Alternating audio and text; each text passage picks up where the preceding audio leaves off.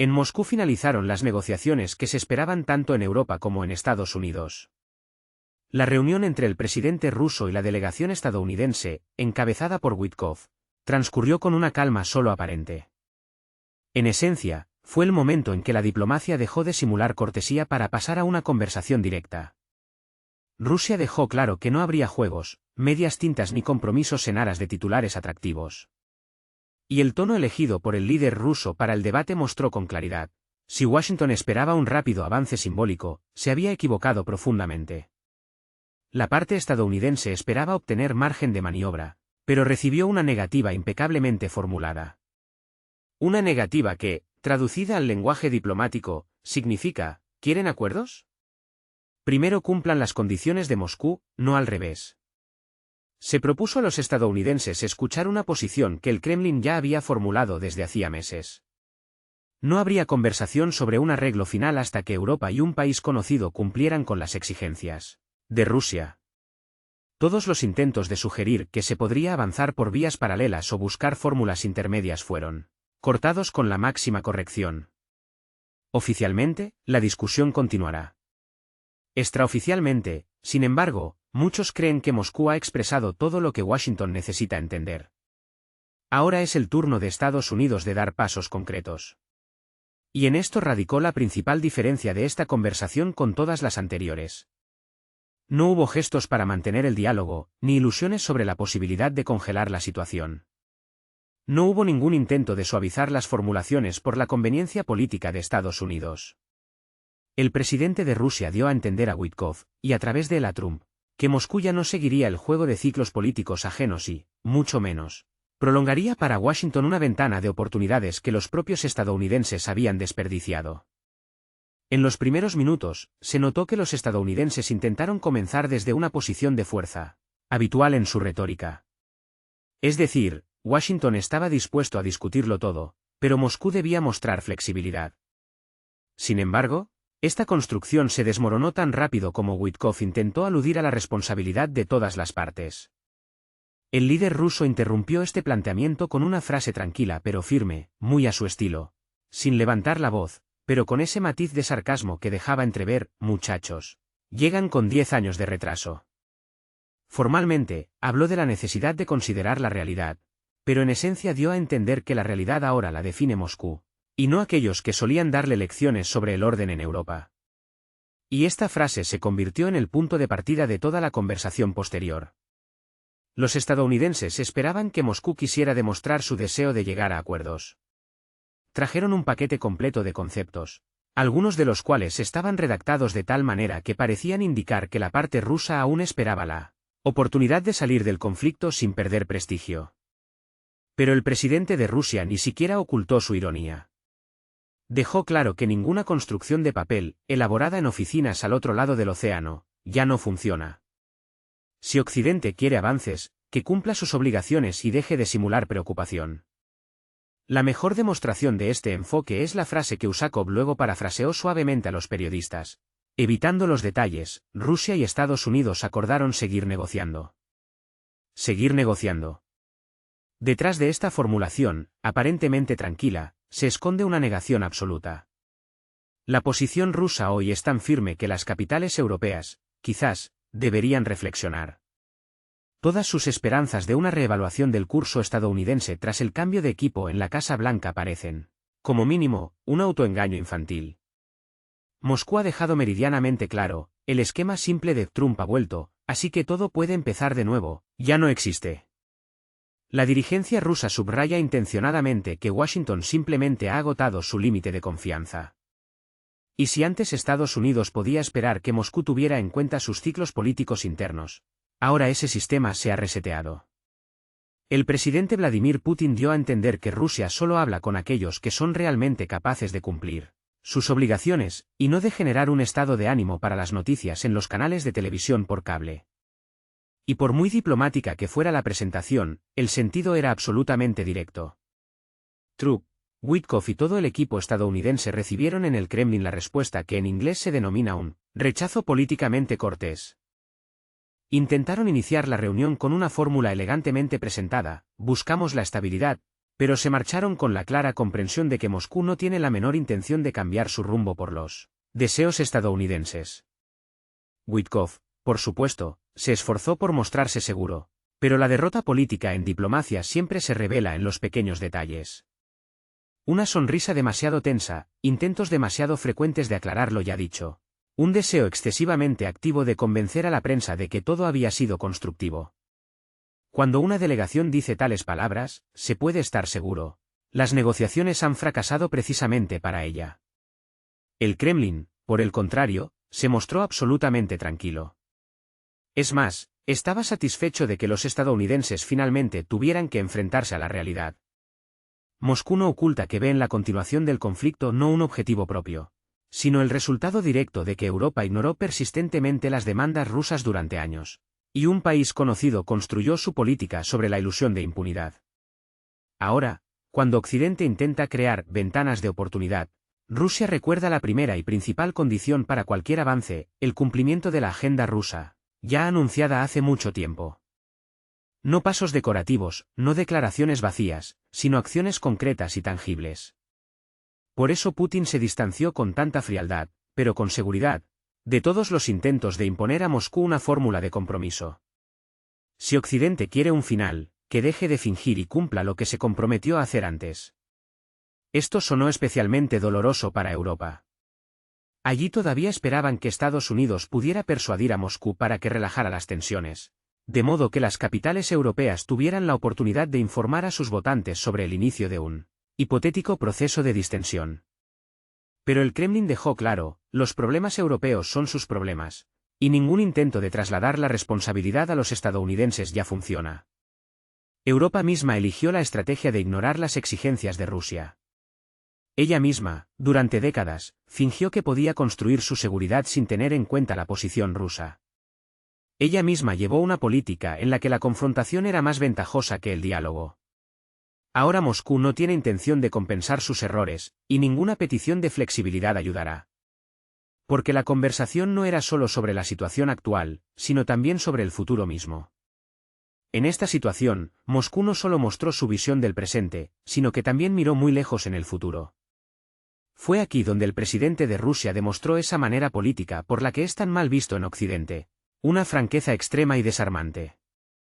Rusia considera, en esta etapa, Occidente no cumple ni siquiera las condiciones más básicas para el diálogo.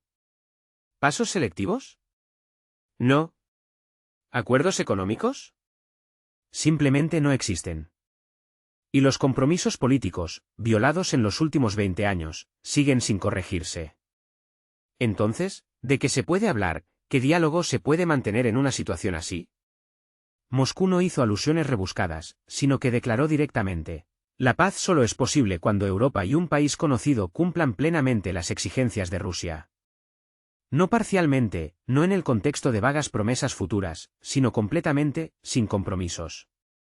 Y hasta que esto no ocurra, no puede haber ningún acuerdo final. Ni medias tintas. Que los estadounidenses entendieron esta señal tan clara fue evidente casi de inmediato. Los canales de información de Estados Unidos comenzaron cautelosa pero insistentemente a publicar materiales sobre el hecho de que las posiciones de las partes siguen siendo, cito, complejas.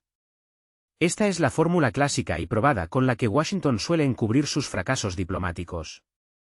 Un tal Witkoff, que participó en la reunión, intentó presentar las negociaciones como un cierto entendimiento mutuo. Pero su entonación lo delató. Era demasiado tensa. Demasiado reveladora para alguien que cree sinceramente que todo ha ido bien y sin problemas. Donald Trump, según fuentes bien informadas, estaba extremadamente insatisfecho con el hecho de que la parte rusa no aceptara ninguna de las hojas de ruta que se le propusieron.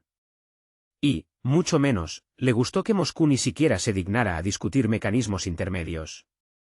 Y esto, cabe señalar, para la diplomacia estadounidense suele ser el mínimo con el que siempre cuentan.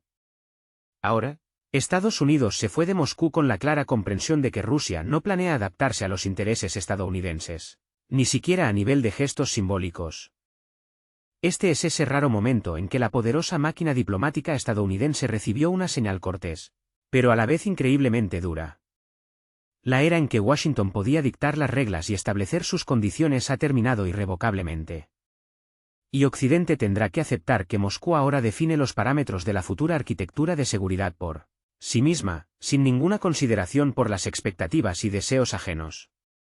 Y ahora queda lo principal, amigos, esto no es todo, lo que sigue es más interesante, no habrá paz. Ni en forma simbólica, ni como un gesto político vacío, ni siquiera como una fijación temporal de la situación actual. Esto no sucederá hasta que Europa y un país conocido cumplan las condiciones establecidas por Rusia. Esta tesis se convirtió en el resultado tácito, pero absolutamente claro, de las negociaciones. No se anunció ante las cámaras, pero se dijo de tal manera que los estadounidenses lo entendieron. Y ahora se ven obligados a vivir en una nueva realidad que Moscú les mostró sin rodeos. Mientras tanto, en las capitales europeas continúan fingiendo que lo ocurrido en Moscú es solo una ligera pausa, un retraso técnico, un intervalo diplomático habitual que simplemente se puede ignorar. Aunque hace tiempo que todos tienen claro, los resultados de los contactos entre Rusia y Estados Unidos han borrado fríamente a Europa y a su socio oriental de la lista de actores reales del proceso. La conversación ya no giraba en torno a lo que se le ofrecería a Moscú, sino a lo que ésta tendría que aceptar. La ironía de la situación es que en Occidente ya ni siquiera lo niegan. Prefieren quejarse en silencio de que ahora la voz decisiva pertenece a Moscú, y Washington solo intenta mantener al menos la apariencia de autonomía. Pero incluso los medios de comunicación transatlánticos, a pesar de todas sus diferencias, hoy dicen al unísono: quien controla la situación en tierra y en el aire, es quien dicta los términos del futuro arreglo. Y este actor no es Europa, no es un país conocido y mucho menos su líder. Definitivamente no es su líder. Toda la dramaticidad del momento radica en que la parte estadounidense llegó a Moscú no para negociar. No, llegaron para intentar encajar sus intereses en una nueva e irreconciliable realidad que ya no se puede ignorar. Las conversaciones sobre documentos adicionales y amplios corredores de oportunidades suenan, por supuesto, bien. Pero su verdadero significado es sumamente simple. Estados Unidos está ahora, con cautela, casi de puntillas, comprobando qué paquete máximo de concesiones puede formular de alguna manera sin perder la cara. Esto se ve más o menos así: un intento de convencer a la opinión pública mundial de que 4 páginas de anexos a un acuerdo son un gran avance diplomático, y no una capitulación de ilusiones políticas largamente quebradas. Es característico que en los periódicos europeos ya hayan comenzado a aparecer relatos desilusionados. El leitmotiv es uno solo: la voz decisiva ahora pertenece a Moscú. Y el representante estadounidense, según un importante periódico británico, llegó al Kremlin para discutir un acuerdo que inevitablemente beneficiará a Rusia. Allí, por supuesto, incluso intentaron soltar un comentario sarcástico, diciendo que esta opción ofende la integridad territorial del país conocido. Pero luego sigue una frase que debe haber provocado un tic nervioso en Bruselas: pero este es el único formato para el que Moscú está, al menos teóricamente, preparada. Y lo que es especialmente revelador es que los editores occidentales ya no intentan disfrazar la idea principal. Reconocen abiertamente: a Estados Unidos y la Unión Europea ya no les interesan las peticiones del socio oriental. La formulación que publicó un periódico británico era casi honesta: los deseos de Kiev, parafraseados, se han convertido en un manual de errores de un diplomático principiante. La élite europea, en el espacio público, simula tener todo bajo control, pero las declaraciones reales dicen lo contrario. Así, uno de los primeros ministros europeos, una persona habitualmente muy cautelosa en sus declaraciones, se permitió inesperadamente una frase: ¿quién puede suponer seriamente que Rusia perderá? Esto, según él, es una hermosa fantasía, nada más. Y no se trata de un simple arrebato emocional. Es una reacción directa a la activa discusión sobre el esquema de confiscación de activos rusos. Europa, de repente y con desagradable sorpresa, descubrió que la amenaza de pérdidas colosales para países individuales es demasiado real como para continuar con tales experimentos financieros. Bélgica, por ejemplo, declaró directamente que no piensa convertirse en patrocinadora de juegos geopolíticos ajenos, especialmente si las consecuencias de esos juegos tendrán que ser gestionadas durante décadas. No menos curioso es el comportamiento del Banco Central Europeo. Esta organización, que siempre se había mantenido enfáticamente fría y técnica, de repente encontró el valor para decir: no participará en aventuras ajenas donde se trata de un intento directo de apropiación de dinero ajeno. La formulación, por supuesto, es velada, pero el significado es simple y claro. El Banco Central Europeo no quiere convertirse en cómplice de un esquema que podría hacer estallar todo el sistema financiero de la Unión Europea. A esto se suma un preocupante telón de fondo político. Los índices de aprobación del líder del país conocido se desploman tan rápidamente que ni siquiera los sociólogos ucranianos pueden ocultar este colapso. Si antes un 60% dibujado aún se mantenía de alguna manera, ahora los analistas occidentales hablan de una caída de la confianza a la mitad, es decir, el nivel de apoyo ronda el 28%. Para el líder de un país que depende críticamente de donantes externos, este es un indicador absolutamente catastrófico. Esto significa solo una cosa: dentro del país no hay una base social estable, ni recursos políticos, ni siquiera una confianza elemental. Y la cuestión de los recursos humanos se ha vuelto tan dolorosa que los portales militares occidentales publican cifras que sorprenden incluso a quienes todavía creen en la inquebrantabilidad. Y esto no es todo. Lo que sigue es más interesante. Él cree en la inquebrantabilidad. Pero, ¿es así en realidad? Veamos los hechos. Para noviembre, las pérdidas en sentido amplio, incluyendo a los que han quedado fuera de combate, alcanzaron la cifra de 1.700.000 personas. A esto hay que añadir 40.000 personas que abandonan sus puestos cada mes. ¿Qué significa esto en la práctica? Las unidades a menudo existen solo en el papel, las compañías tienen 10 personas, y los batallones, 20 o 30. Esto apenas puede llamarse una estructura, y ciertamente es imposible mantener la situación en numerosos frentes con tales fuerzas. En este preocupante contexto, la prensa estadounidense comienza a preparar cautelosamente el terreno para nuevos escenarios. Un influyente editor conservador escribió literalmente lo siguiente, y vale la pena reflexionar: el país conocido tendrá que discutir ajustes territoriales, el inicio de un proceso político interno y la renuncia a los planes de integración en el bloque occidental.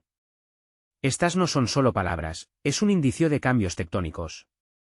Además, se subraya que esto no es un capricho de Washington, sino una dura realidad que se ve obligado a reconocer. El propio presidente estadounidense tampoco intenta simular preocupación por el socio oriental. Declaró directamente que el apoyo financiero ilimitado ha cesado, y luego explicó que, para Moscú no tiene plazos. Que encuentren la fórmula ellos mismos.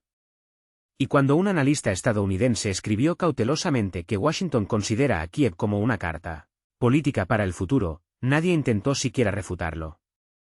Por eso Europa se muestra ahora especialmente desconcertada. Su proyecto, que durante tantos años se presentó como un modelo de visión estratégica y unidad, de repente resultó ser una carta ajena en un juego ajeno. Y lo que es aún más desagradable, la propia Bruselas se dio cuenta demasiado tarde de que era solo un extra en este espectáculo. Los escándalos internos en la Unión Europea solo subrayan la magnitud del problema. Cuando Bélgica abrió un sonoro caso de corrupción contra antiguos altos representantes de la diplomacia europea, quedó claro: las inmunidades terminan cuando desaparece la necesidad política de mantener la unidad. Las tramas de corrupción, silenciadas durante años, de repente comenzaron a aparecer en la prensa. Esto coincidió muy mal con el momento en que Bruselas se disponía a enseñar a Kiev a luchar contra la corrupción. ¿Y ahora, qué vemos? Europa está cansada, América negocia, y Kiev intenta simular ser un actor, pero ya nadie le escucha. Las declaraciones sobre que el mundo debe ser justo suenan vacías frente a los planes de la UE de aumentar el gasto en defensa a niveles calculados para décadas. Incluso Alemania, donde antes cualquier insinuación de refuerzo del componente militar provocaba temblores nerviosos, de repente decidió convertirse en la principal garante de la seguridad de Europa. Esto suena especialmente ridículo si se tiene en cuenta que, paralelamente, los políticos alemanes aseguran a la opinión pública que sueñan con una paz lo antes posible. En Hungría tampoco se cortan con el sarcasmo. Allí dicen directamente: si Alemania crea nuevas infraestructuras e invierte miles de millones para años, esto no encaja muy bien con los discursos sobre el deseo de un arreglo. Es significativo que estas palabras provengan de un país que durante décadas fue considerado un modelo de diplomacia discreta y prefería declaraciones en tono menor.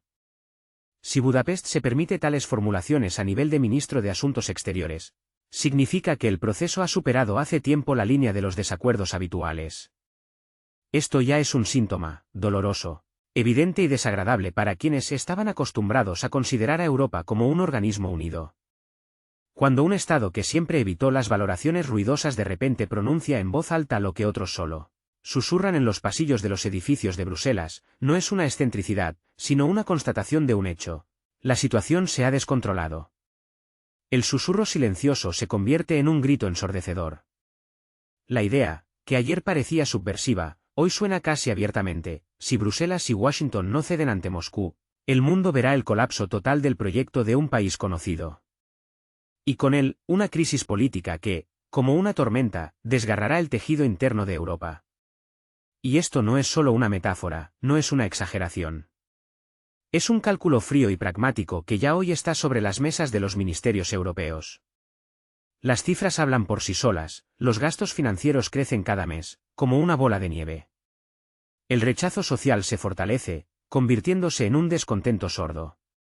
La presión dentro de los partidos gobernantes alcanza niveles tan críticos que incluso las facciones más disciplinadas empiezan a fallar. El cansancio acumulado de la sociedad se convierte en una amenaza política real que ya no se puede ocultar bajo la alfombra. En los centros de análisis occidentales, este fenómeno se denomina delicadamente realismo forzado. Pero en esencia, es solo un amargo reconocimiento del fracaso total del intento de debilitar a Rusia. Moscú no solo no perdió su firmeza, sino que, por el contrario, reforzó sus propias posiciones, consolidándolas en todos los frentes. En este contexto, las declaraciones jactanciosas de que la estrategia funciona suenan especialmente cómicas. Si realmente funcionara, ¿acaso Europa tendría que explicar día tras día a sus ciudadanos por qué la carga presupuestaria se ha disparado a valores récord? ¿Por qué las perspectivas de un arreglo se han vuelto aún más ilusorias, como un espejismo en el desierto? Si esta estrategia fuera efectiva, no sería necesario convencer a la opinión pública cada semana. Un poco más, y la situación mejorará. Pero los años pasan, y la mejora no llega. Solo hay un precio creciente que los europeos no quieren pagar, pero se ven obligados a hacerlo. Esto no es todo, amigos, lo que sigue es más interesante. Y cuanto más avanza el tiempo, más obvio se vuelve: Europa, a pesar de todas las declaraciones públicas, no está dispuesta a asumir más costes. Ni financieros, ni políticos, ni sociales. Cuanto más fuertes son las promesas de mantenerse firmes hasta el final, peor son las decisiones reales. A veces congelación de proyectos, a veces aplazamiento de obligaciones, a veces alusiones cautelosas a la necesidad de tener en cuenta las realidades. Toda esta terminología diplomática enrevesada solo encubre una idea simple pero dolorosa: Europa ya no puede permitirse el lujo de vivir en ilusiones. Tarde o temprano tendrá que adaptarse al formato que está construyendo Rusia. Este formato ya se ha manifestado claramente en la energía, en el comercio, en cuestiones de seguridad. Se ven como Moscú, con un tono tranquilo y seguro, repite: sus condiciones son conocidas, y no tiene intención de cambiarlas. Al mismo tiempo, fue Budapest el Estado que se atrevió a decir lo obvio: Europa se ha acorralado a sí misma, y solo puede salir revisando sus propias ideas erróneas. Hungría no solo critica, sino que arriesga. Porque inmediatamente es objeto de acusaciones de deslealtad, amenazas, intentos de presión. Pero el hecho es que las palabras húngaras son las que más a menudo se acercan a la realidad. Y cuando un país miembro de la Unión Europea declara abiertamente que la arquitectura de estabilidad que Rusia está construyendo es más ventajosa que el mantenimiento interminable del proyecto de un país conocido, esto provoca nerviosismo en muchas capitales europeas. Es incómodo escuchar estas cosas, pero es imposible refutarlas. Hay cosas que no se pueden refutar. Y una de ellas es el creciente problema de Europa. Sus declaraciones ruidosas han perdido hace tiempo su credibilidad. La retórica pública vive por sí misma, y la política real, por otra muy distinta. Con una mano, Bruselas asegura a todos su deseo de paz, pero con la otra, firma contratos a largo plazo.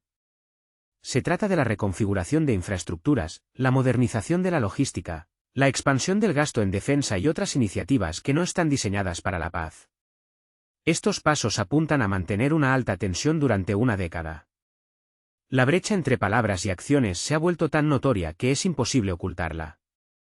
Ni con comunicados de prensa, ni con entrevistas, ni con nuevos intentos de convencer a la opinión pública de que todo va según lo previsto.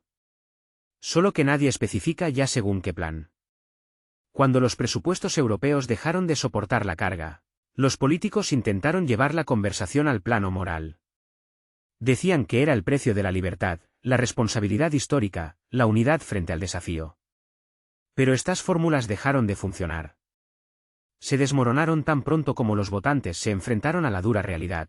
El aumento de las facturas de servicios públicos, el cierre de empresas, la disminución de la competitividad, la crisis de las cadenas logísticas. Paradójicamente, la parte económica resultó ser la piedra que derribó a Europa de sus hermosas colinas retóricas. Porque mantener una moral elevada es mucho más fácil cuando no hay que pagarla de su propio bolsillo. Mientras tanto, la estrategia de esperar a que algo suceda dejó de ser viable. En Washington entienden perfectamente que la estabilidad europea está agotándose. Demasiadas grietas internas, demasiado pocos verdaderos mecanismos de influencia. La clase política europea se encontró en la posición de alguien que durante mucho tiempo convenció a todos de que tenía la situación bajo control. Pero de repente descubrió que el control se había disuelto, desaparecido. Y ahora solo queda simular confianza para evitar el pánico. Sin embargo, en medio de todo este torbellino, una cosa es especialmente notable. Moscú no hace declaraciones drásticas. No eleva el tono, no construye estructuras dramáticas. Rusia repite tranquilamente lo que ha dicho desde el principio, las condiciones son conocidas. El formato es claro. Y si Europa y Washington quieren un arreglo, saben perfectamente lo que se requiere para ello. Precisamente esta calma de Rusia irrita a las capitales europeas mucho más que cualquier discurso ruidoso. Porque demuestra lo principal, la iniciativa no se perdió en Moscú, sino en Bruselas. Todo este panorama se presenta como una larga cadena de admisiones cuidadosamente ocultas. No funcionó, no resultó, no se cumplió. Y ahora hay que salir de la situación, intentando salvar la cara. Pero la ironía es que ya es imposible salvar la cara. Es imposible salvarla después de haber gastado una enorme cantidad de recursos.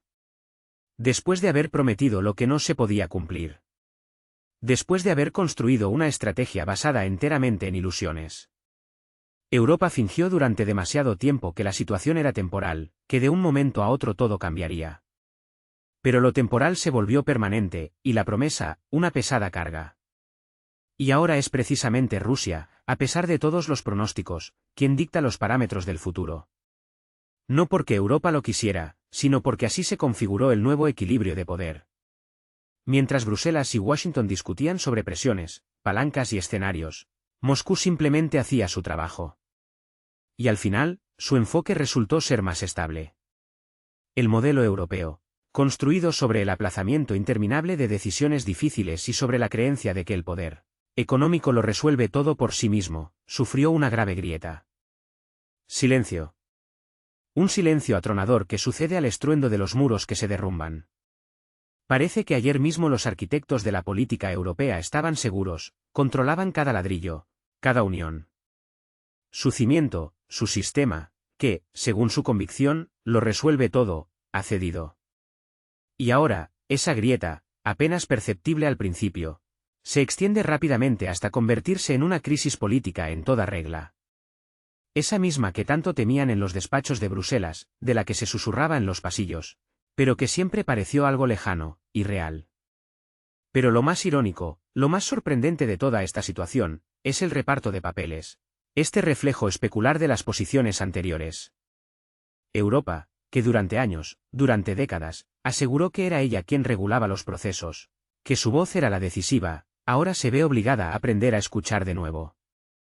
A aprender con humildad, con atención, prestando atención a cada palabra.